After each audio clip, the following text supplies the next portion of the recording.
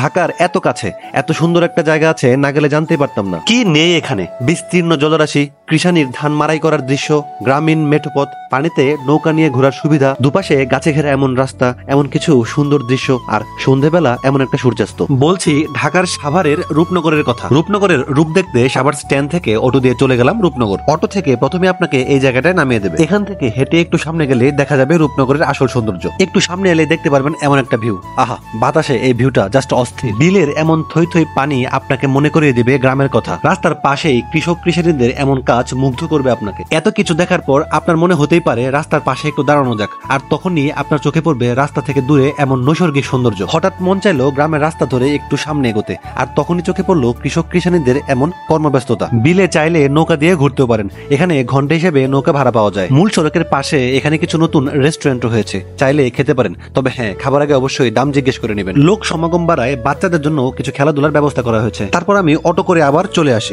এক বিকেল সময় কাটানোর জন্য রূপনগর একটা আদর্শ জায়গা, চাইলে আপনারাও ঘুরে আসতে পারেন।